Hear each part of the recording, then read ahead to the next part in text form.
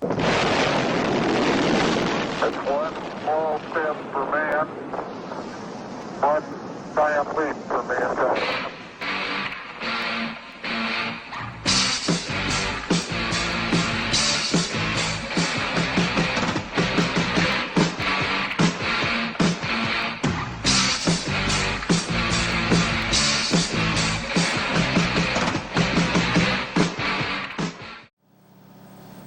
Welcome to MTV8. I'm Grant Holub. This week on Behind the Band, we'll be looking into the lives of the band members of Butter Toast Acoustic. So what's your band name? Our band name is Butter Toast Acoustic. What's up with that? What's that all about? We just thought when we first started we were the best thing since Butter Toast. Mm-hmm. And we play acoustic guitars. And so it just kind of went together. It's all acoustic band. Mm-hmm. Best thing since Butter Toast. Yeah, and we're pretty much like, the best thing since Butter Toast. Alright, besides Butter Toast, what kind of music do you guys play? Well, personally, my part of everything is I've really been inspired by Eric Clapton, John Butler and John Butler Trio, Ryan Adams, but also have been getting into a little bit of Eminem, Dr. Dre. That's kind of been a contributing factor in the songs that I've written recently. So, how did you guys get started? Well, they're three best friends, kind of. Always kind of played music together, and just started playing, I don't know, more regularly. Started playing a lot of smaller shows, 2-3 people audiences. Yeah. We found Davis working at a local pizza place just down the road. So you're the infamous third band member of the band. So what happened there? I'm the band member. Basically, I formed Butter Toast Acoustic, and I gave it the name, and now it's kind of gone off on this thing that I really never wanted anything to do with, which is why I left. For me, it got old. What happened to the third member? Well, his name was Davis. He was our rhythm section. Just didn't work. The name didn't work with our band. Yeah, but there was there was Butter Toast and then there was Acoustic, and it was Butter Toast Acoustic Davis for a while, and we put it on a CD and the font had to be so small. It was awkward. Weird. Really. It really got weird. Yeah, but then he just kind of claimed he wanted to go in his own direction, really. But what are you gonna do if you're the rhythm section? You can't really just do a drums only band. Drums only band. It's not working out well. No, this isn't the '70s. So I'm just doing my own thing, man. I'm trying to be positive. I'm starting my own thing. I got a record. I kind of got a record deal. I know a guy who worked at a record label, and I talked to him. It's all percussion, African, Brazilian, Canadian. And I think it's gonna be special. I just gotta steer clear of the wrong people, man. Make right decisions, and it'll come together. What are you gonna call yourself? Probably call it Trans-Canadian Jiu-Jitsu, and just try to pull everything together. There's a lot of terms I wanted to use, but I guess they're really racist, and I have to stay away from those. Weird. People are so sensitive. It's odd. I don't know. But I think it'll be good, man. It's coming out. Maybe. Sometime. 2 years, most bands aren't with Even one. four labels, I guess. Three producers.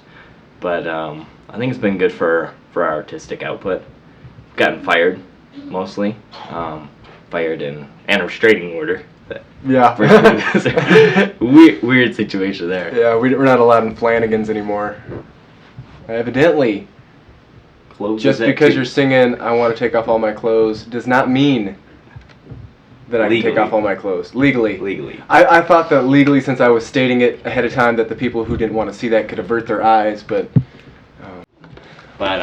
yeah, back to labels and produced. Do we want to do one of our songs from our more successful albums? This one was way back in the day. 2010. We wrote this 2010. No, 2011.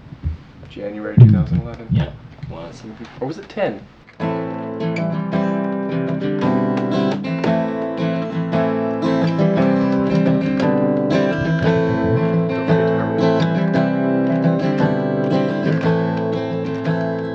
What you doing to me someday?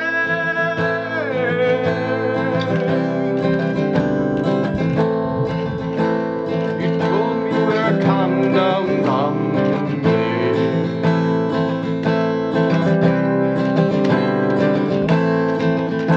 Now I got this zombie itch on me.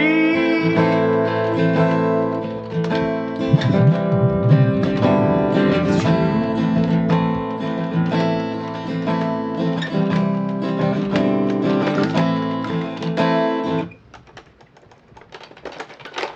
All right. So with all the attention you guys got, what are the downfalls of being an artist these days? Well, I think the biggest downfall is upkeep of your instruments. Mhm. These days, a lot more expensive than it used to be. Back in the 70s, you used to be able to steal stuff a lot easier. So the artists, could just steal guitar strings or picks or whatever they might need. Of course, just the lifestyle is very unhealthy, with all the Yeah. drugs you have to do to keep up with it. It's true. The only way to really write a great song is drugs. I mean, I've done trying to write songs. I've done Aspirin. Aspirin. We were on ibuprofen the other day, like 3 or 4 of them each. Yeah, Wrote a yeah. whole song off that. It's true. Oh, smoked a rabbit's foot. That didn't do much really. I just coughed a lot. Needed more cumin is what it needed. Mm-hmm. Yeah, well, Yeah. Did peyote one time, or it was a really, really herbal tea anyway. I mean, it was very much like peyote, obviously. Yerba mate. Yeah, I think. With the peyote that was being just ragingly abused, and guys taking VW minivans down to northern New Mexico and eating cactus, not even realizing, coming back 6 weeks later. And we missed a whole tour because of that. We were supposed to tour Saskatchewan and Manitoba, Canada. It was 2 shows, and it was going to be big. It was going to really be big. So what instruments you guys using? Well, I use just the Fender Acoustic here, or Martin Acoustic, I guess. And of course, my bandmate, I don't know if you noticed, he uses a Guitar Hero guitar. Actually, he's not. We never really plug it in. He's not really musically talented. He's here mainly. It's odd being in a one-man band, so I have a bandmate. I try not to talk about that when he's here, so kind of glad we got an opportunity to talk about that a little bit. But really makes it easy not having to tune 2 instruments. Believe it or not, I mean that's one of the biggest band struggles is tuning your instruments in between songs. Being in a 2-man band, you guys must be pretty close. So what kind of relationship do you guys have? I don't really get along with him. Spending so much time, not a very good one, I would say. If it wasn't for the music that kept us together, there's not really anything we have in common. He's kind of a jerk, kind of smells bad. Doesn't have his own place, lives in a garage basically. Just not a very nice guy to be around. Yeah, we like I said, we met through the music, and that's the only thing that ties us together. He's asked me to help him move one time. He moved from one garage to another garage. I guess he found cheaper garage rent, and didn't help him with that. What type of guitar are you rocking? Oh, this is it's a Fender Stratocaster. I don't know if you've ever heard of Fender. It's music world's pretty big. It's kind of a nice guitar. Clapton played it. He had one. His was green, seafoam green. But mine's black. I had to go a little bit. Haven't made it huge yet. I mean, a little following, but so I had to go with a little bit cheaper model. But it's still a great instrument, great sound coming in, especially when you plug in. It's really easy to keep in tune. Actually, you'd be surprised how just pick it up and go every day. I mean, try to tweak it a little bit and doesn't really need it. What's your relationship with the band members? Oh, Moses, he's best friend. Like, he's the greatest. I mean, I know that if I ever need anything, I could call him and he'd be there in a second. unless he's busy, but like he's not. Well, he's busy a lot, but he still makes tons and tons of time. We do crazy stuff. We go hiking and swimming, and just talk sometimes. And I find out now that there's, a band member, an ex-band member, an ex-bro, squatting in my garage. I found him there like last week. The dog was digging through the trash. I found a hand. It was attached to him, which was odd. After kicking him 6 times, he woke up and he was alive, which was too bad, I guess. I had other hopes. But, I don't know what to do with him. It's snowing out, it's cold. You can't really kick a guy out. He's out of peyote, which is a shock. 2 months after this interview, the story took a tragic turn. Josh found his peyote, which led to a murder-suicide. Moses is survived by a wife and a 4-year-old son. Davis, his mother, and a dog who loves him. And Josh, a plush blanket and a half a bottle of gin.